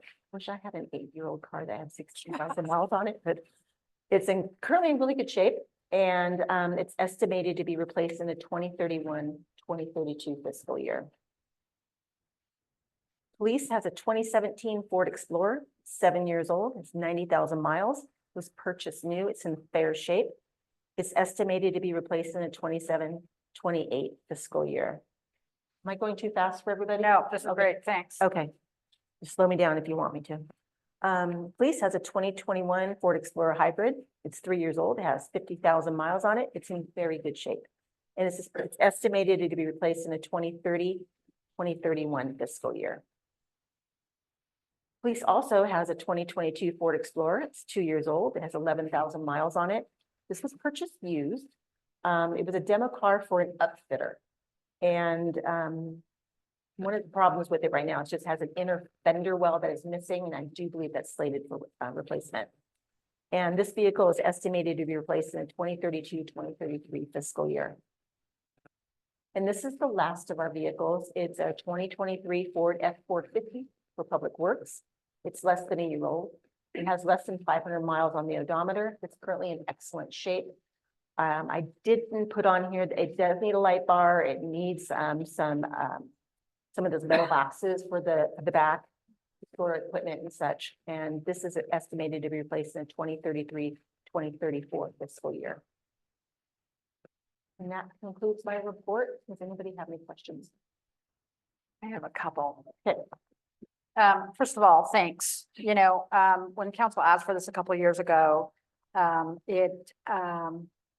we discussed a couple issues that I want to bring back up. And so if we could go back, can we go back to the graph that shows the purchases of the vehicles? And by the way, this is great. Oh, the one, okay, the one with the bill. Yeah, the this bar one graph. right here. Okay. So I think we asked this question over the water meter situation as well. You can see that there are a couple of gaps in the 20 years where purchases, first of all, I want to point out, this shows exactly what we talked about, that sometimes we purchased used, sometimes we got donations, and that has always been the way Talent has sort of managed the overall expense. And I'm hearing what you're saying, that times are changing, and I appreciate that fact. But you can see where there's gaps where you know, the idea of having a fleet maintenance plan is faulty. And so like the discussion we had with the water meters, what I would like to know is, what are we putting into place that memorializes that we have a fleet maintenance plan, so that as staff moves on, that, you know, the budget officer is looking at this plan every year and they know to do that, as in the same way that the water meter plan needs to have that same kind of thing. Like, there are certain maintenance pieces of our community that the council doesn't monitor. And it would seem to me that do you see where I'm going? I see Where where you're going. how are we memorializing this stuff? We do not have, I do not believe that we have a fleet maintenance plan. I do believe that maybe PD does, because PD is really good about maintaining their vehicles. They have every checklists and such. Something that needs to be applied, that is what I'm thinking, it needs to be applied organizational wide. Great. And then on the same note, it's the same way with how are we memorializing the fleet replacement plan? Because, I mean, I've seen a replacement plan in the city before. And so I know that we've had them and they somehow drop off the radar. How do we make sure that we are memorializing a fleet replacement plan so that it never drops off, no matter who the new council is, who the new mayor is, how do we do that? That's a really good question. It should be, I don't know how you could necessarily would not want to put it like in a resolution or such. I don't know. I would. You think And so? as part of the budget process, I absolutely would. And I think it But would it would have to be include, way before the budget process. The fleet has to be, policy needs to be updated several months before the budget. So it's Yeah. maybe- I would say that this needs to be updated in January of every year.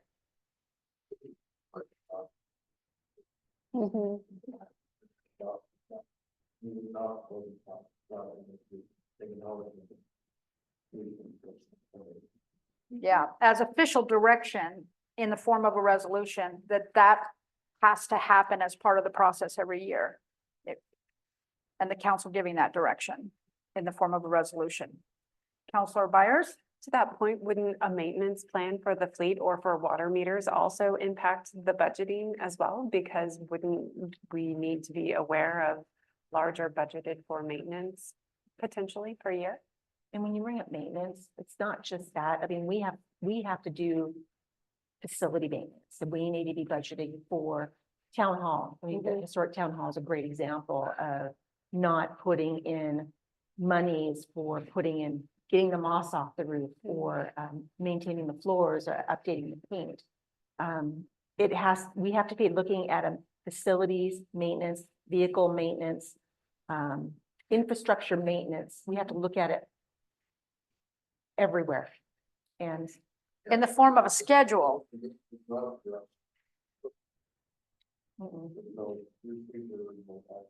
Right.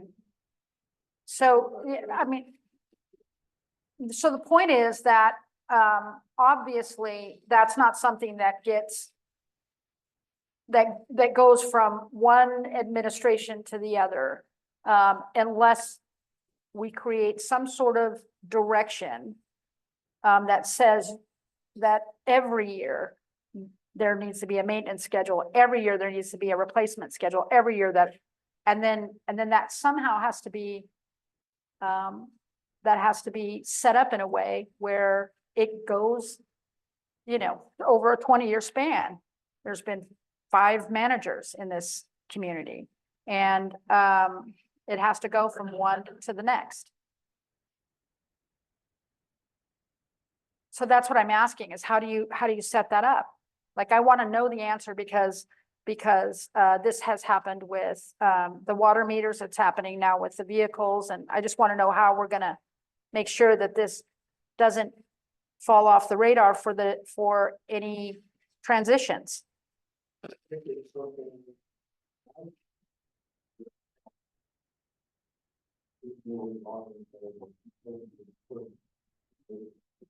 Can we do that in council rules? I mean, it's got to live somewhere. That's really what I'm getting at.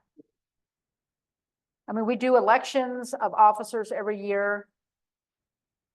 we update resolutions on an annual basis, like with the workers' comp and such. I mean, it could be done in a resolution. I just want to see it live somewhere because, I mean, I'm looking at this graph and I can see 4 significant gaps in purchasing. This could also be misleading because this is taking into consideration existing vehicles. There may have been vehicles purchased during these times that were purchased new in 2019, but it's no longer here. Yeah, and then let me ask my last question then, and then I'll hand it over to anybody else. When we first started talking about this 2 years ago, one of the things we talked about was why do we have so many vehicles in our operation? And do we need that number of vehicles? And I recall part of the discussion being, we are holding on to vehicles because supply chain is dead and we need we need to make sure that we don't end up being short because we can't replace anything. So I see vehicles now available. So I think what I remember asking for is an assessment of how many vehicles does Public Works need? How many do they actually need? I know how many they have, and I know how many were in reserve because we were not letting go of anything because of the supply chain issue. But how many do they actually need now that that issue is over? How many does the police department actually need? How many does administration actually need? And is this plan built around actual need? And actually, even when there's a supply chain issue, I think we should always know that, right?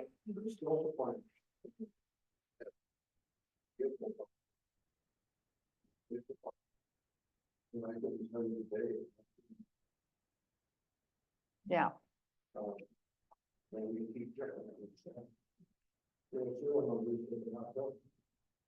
I still,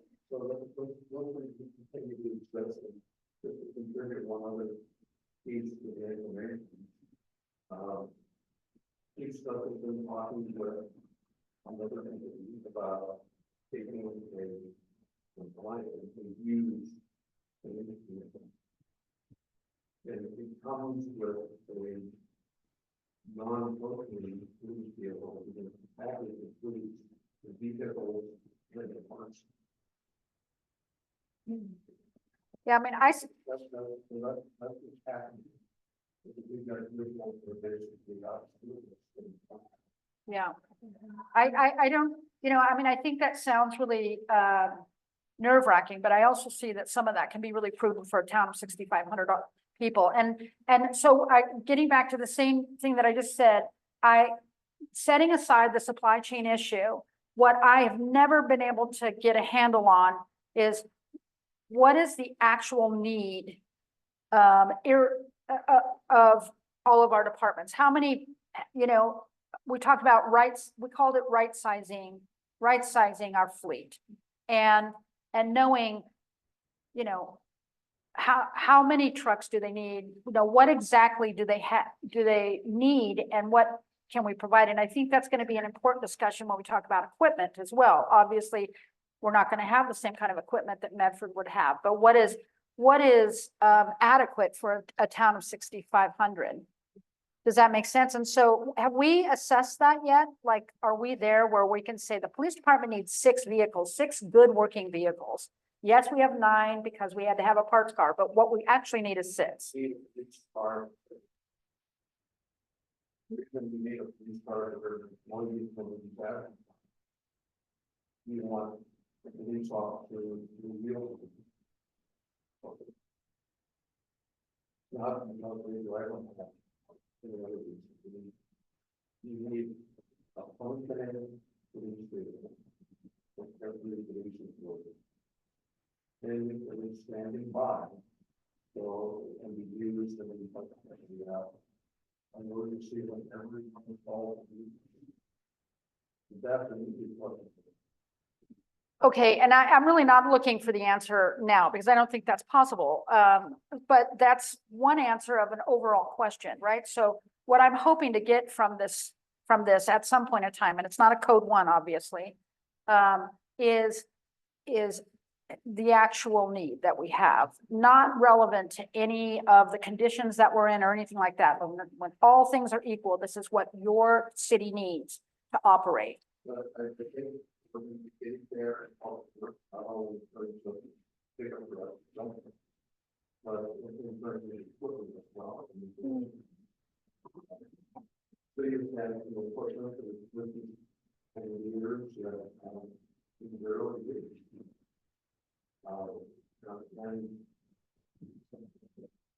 And you're looking for the possibility of getting cost.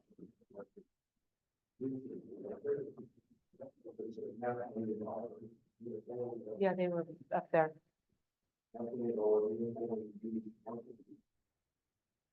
That's right for person with and not having On the upside, though, of course, is that electric vehicles is what's being granted right now. So I mean, if you can get the grant money because it's electric, it certainly makes sense.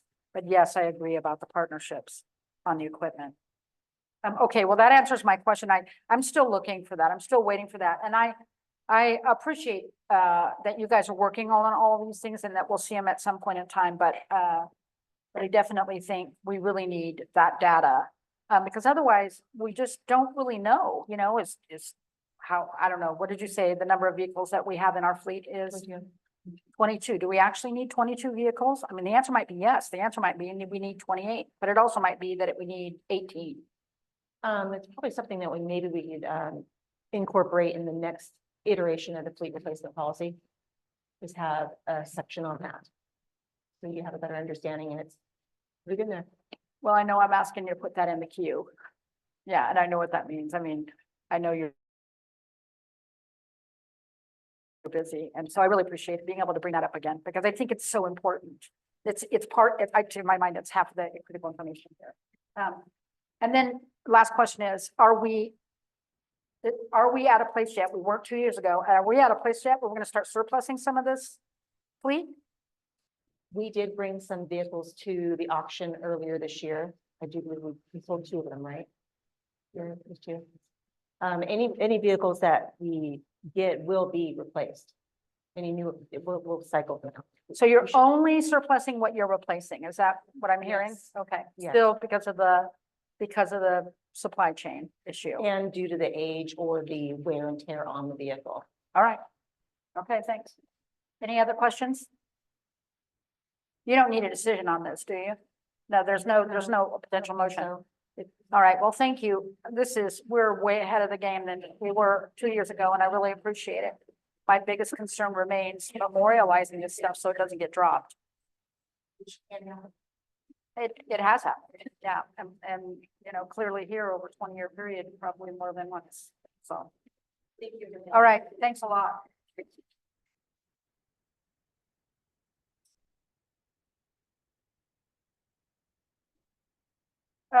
Okay, so, the next item on the agenda is new business.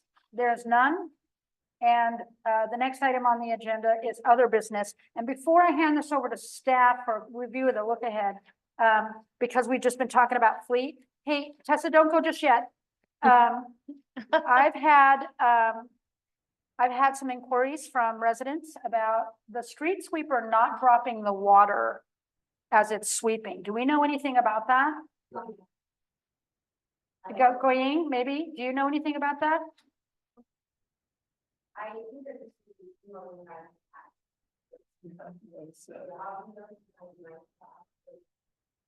Okay. And there was another question. I just don't, I don't want to look forward. I'll just send it in later about an equipment operation thing. But so it's just a matter of repairing that, right? I mean, doesn't it seem like that? And it's our sweeper, right? It's not. Yeah. Okay. Have someone really that only for the time already.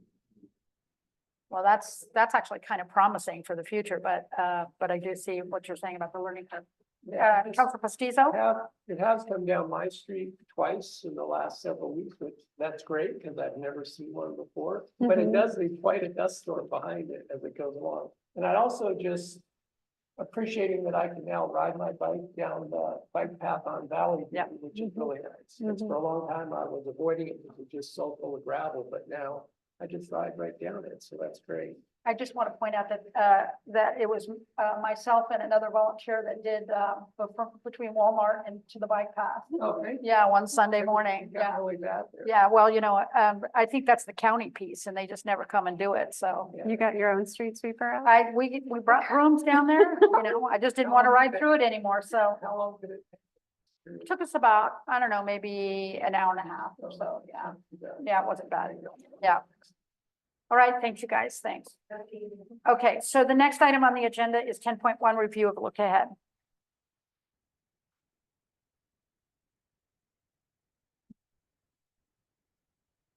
afternoon, Mayor, you mentioned that it was, ordinance. I did not have to take that. We have it on. I think that would be, pretty important, my understanding that the ordinance is had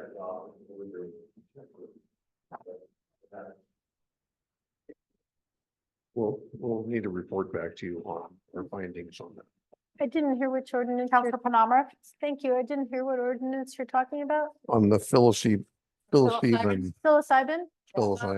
Yeah, can I just make a comment on that? Sure, Counselor Penamara? So I think before the election, League of Oregon Cities was encouraging jurisdictions to put it on their ballot that if psilocybin passes, it still wouldn't be legal within the jurisdiction. This city council, I don't think Daniel was there at the time, but the city council, as I recall, unanimously said we are not interested in this. We welcome psilocybin businesses, and the discussion, I think, will support that. So, so that would, I think, if the council still feels that way, I think the indication would be, please don't spend time on an ordinance banning psilocybin. Well, wait a minute. So I want a clarifying question. So, are you saying that it was a vote previously? Yeah, so the vote was not regarding an ordinance. As I recall, the vote was, there was, and it might have been, we just let it drop, but was that what it was? That was it, and it was the consent, it was. Yeah, because you had LOC taken a was asking consensus that- for, LOC started getting all the cities to consider kind of a cookie cutter resolution that would put something on the ballot for to say psilocybin was being considered on a state level, but we don't want any psilocybin sold in our jurisdiction. Right. I think some jurisdictions did put that to the voters. Ashland said, no, we're not interested. Talent said, no, we're not. This council said, no, we're not interested. So It dropped. yeah. So I think if that's our feeling that we're supportive of small businesses or that, I think it's a medical training kind of thing. Whatever it is, if we're not interested in banning it, I just wouldn't want staff to spend time on something that the council isn't really interested in. Mayor, Well, Counselor Perry Miller? when I just quickly looked in my email after our leadership meeting, if you're looking for clues, I think it was around July of 2022. That's what I saw.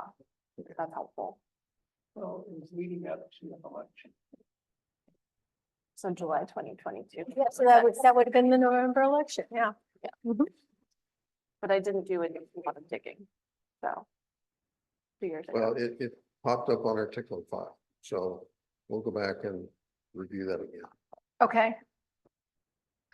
Anybody else want to add something to it? Yeah, I do want to. Counselor Perry Miller? I mean, Penamara? I'm going to do that It forever. might have been an ordinance kind of just putting limitations or something like that. I looked at this and I thought this was talking about a ban.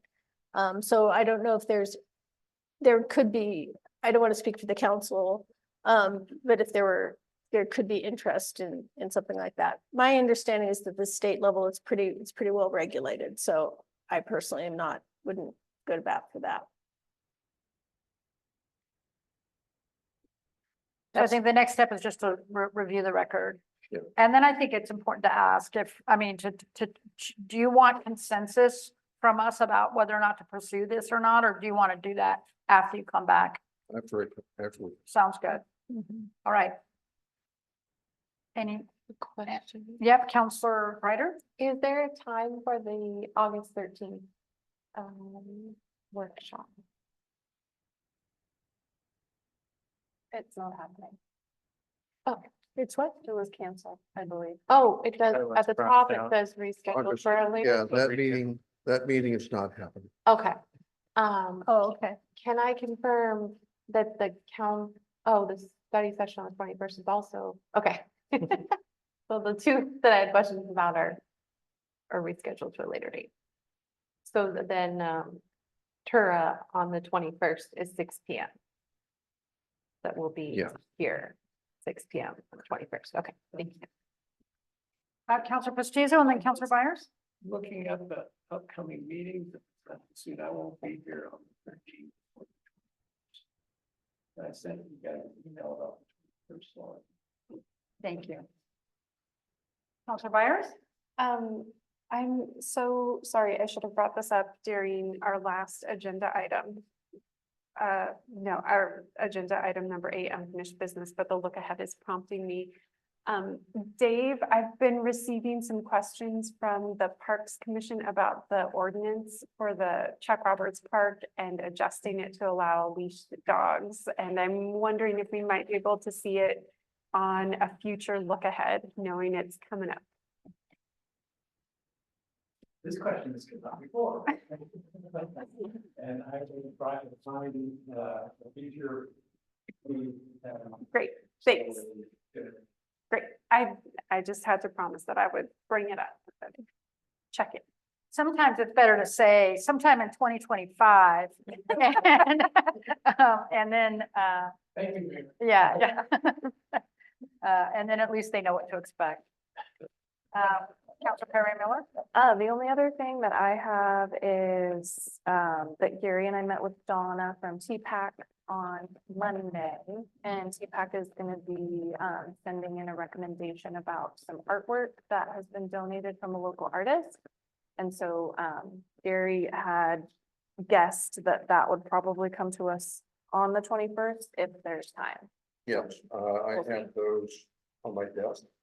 To prepare for the 21st. Great. 2 recommendations from feedback on Yeah. artwork to be donated to this building, Mhm. and. Yes, that would be great. And I think Donna will be not able to attend, but you know, she doesn't mean to attend, but just so council knows, she won't be able to be here. CPAC chair. Are there any other, Counselor Penamara? Yeah, I'm also looking ahead for another ordinance, and just because I want to free Dave up to do that park one. The ordinance banning camping on city property. So I realize the Grants Pass decision did change federal law on that, or Ninth Circuit, whatever it was. My understanding is that state law, it won't affect Oregon much because of state law. But, Counselor Perry Miller, I'm going to ask you to check my memory on this. I seem to remember that there was with our previous city manager, Jordan, whether there was, I don't remember if it was a conversation or whether it was something before council, that this council wasn't really interested in, you know, this, that type of ban, a no camping ban. It was before council. It was before council. Okay, so like the psilocybin, I'm wondering if maybe and I don't want to speak for council, but if we're not particularly interested in pursuing an ordinance along those lines, that maybe staff shouldn't be spending too much time on it.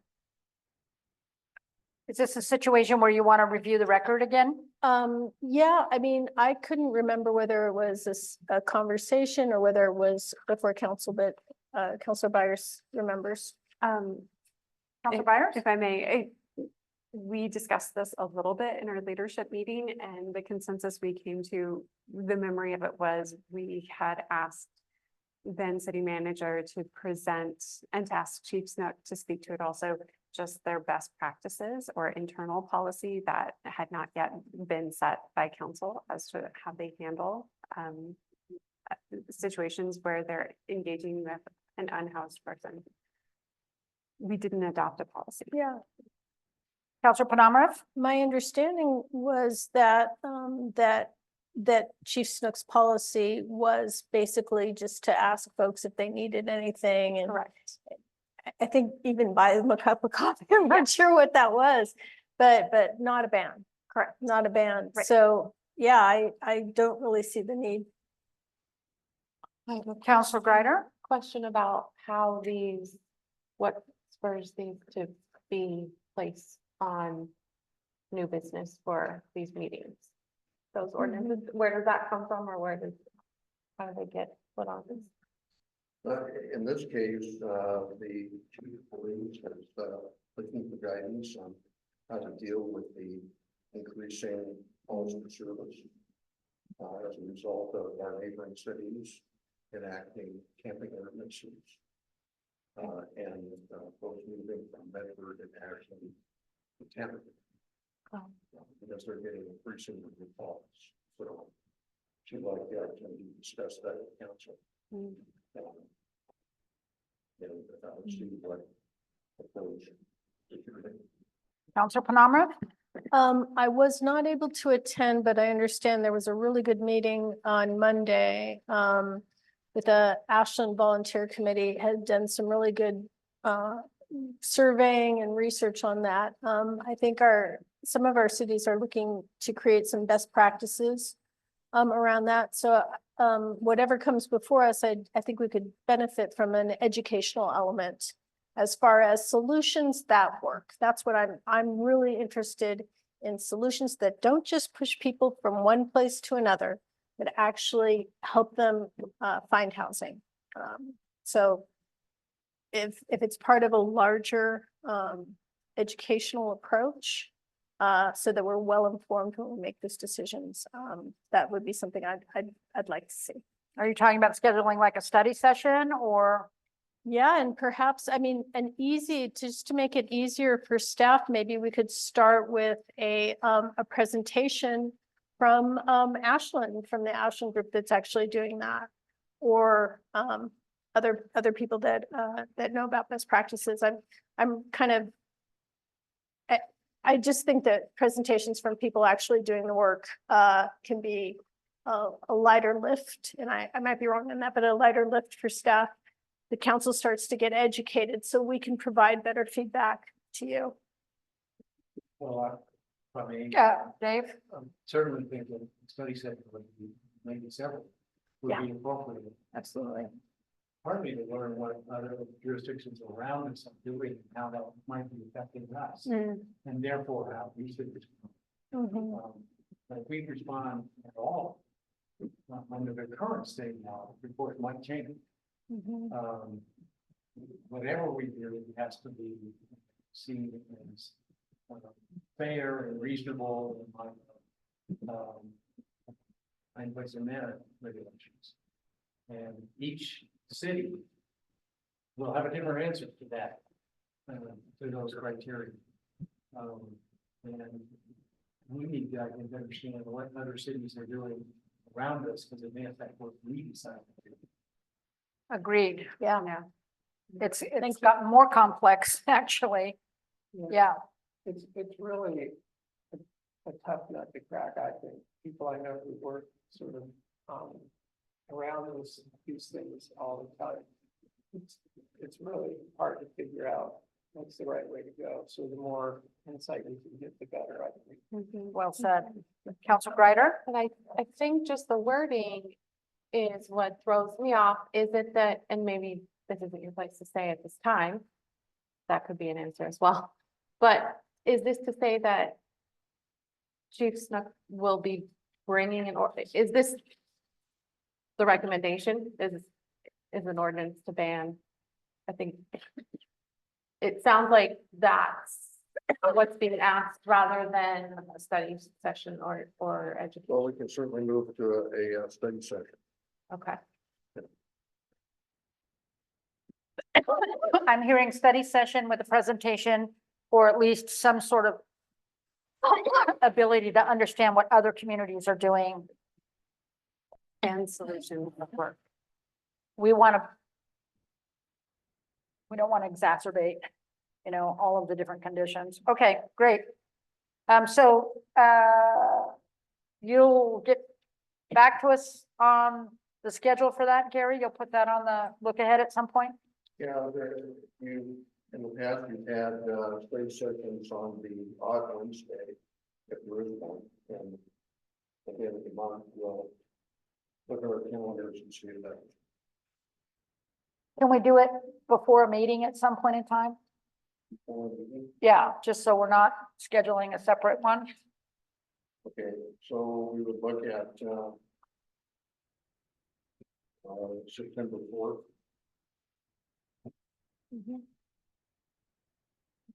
Does that give you enough time to line up? Or September 18th. Yeah. September 18th, yeah, but don't we have a regular tour meeting before the council meeting? Yeah. So maybe the next meeting after, I mean, I don't think, yeah, I don't think we're in a hurry, and at least that'll give us an opportunity to gather speakers and, or whatever it is that ends up. Yeah, because I think that I'd really like to be part of it, and that it's part of September. I think we have to do a lot more. of it. Might be part of it. Labor Day weekend, just right before the Wednesday meeting. Right. All right, so we'll see it on a look ahead. All right, thank you, Gary. Any other questions, or do you have anything you want to add about the look ahead? Did we miss anything, Gary? All right, anybody else? Council Panama? This isn't regarding the look ahead, but it's a question about the League of Oregon Cities conference coming up in October. Right, so I saw the registration and it's like $500 just to go. So I'm just wondering, are people going? Is the city paying? I'm just wondering. Maybe we discussed that and I don't remember. Wasn't there an application to get grants to go? Weren't they granting people? Is that still open? Yeah, But is it needs based? yeah, probably. I mean, our city needs. a little Oh, help. in the city, not. Yeah, not- representatives Being from the the city. application to the- Granted to the city. I'd say our little 6,500 population needs it. Yeah, Is anybody else going? I'm not sure. It's Is in it- Bend. Yeah, It's October 17th, I want to say. Is that right? I don't remember. Okay. I remember seeing the email on the street about buildings that haven't given a thought. Well, I ran into the city councilor from Central Point. I'm forgetting her name. Begins with a T. Oh, Browning? Yeah. Anyway, she's like, oh, you should come. So that's why I was, we can carpool. Huh? He's the past president. Yeah, right. She was there at our trainings, I think when came aboard, but past president of LOC. yeah. I mean, they, Are you saying she's biased? okay, if there's nothing else, we'll move on to the next item, which is written communications. There are none, though for the record, I'll mention that there were 3 letters that came in for the public hearing, and they'll be part of the minutes. Just reiterating that. And if there's nothing else, I will adjourn this meeting at 8:55. Thanks, everybody.